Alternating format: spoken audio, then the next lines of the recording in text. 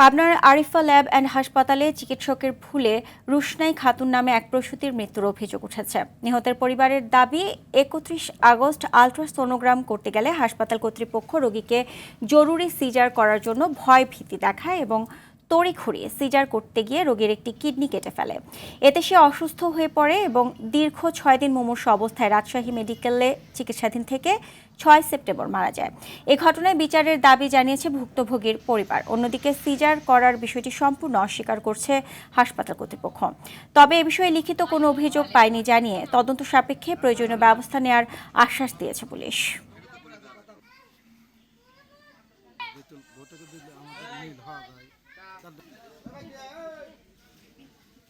যখন অবস্থা খারাপের দিকে গেছে তখন আমাকে ফোন দিয়ে বলছে এমন এমন সমস্যা, রাজশাহী যেতে হবে। ওই হসপিটালটা একদমই বাজে হসপিটাল। ডাক্তার এবং তারপরে মালিকের প্রতি সর্বোচ্চ শাস্তি দাবি করছে। এই মুহূর্তে সিজার না করলে বাচ্চা মরে যাবে, বাচ্চার মাও মরে যাবে।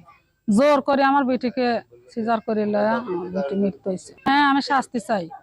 প্রসূত মায়ের মৃত্যুর যে ঘটনাটি, এই বিষয়টি ভুক্তভোগীর পক্ষ থেকে মৌখিক বা লিখিত কোনো ধরনের অভিযোগ আমাদের কাছে আসে নাই। যদি আসে তাহলে আমরা যথাযথ ব্যবস্থা গ্রহণের জন্য প্রয়োজনীয় পদক্ষেপ গ্রহণ করব।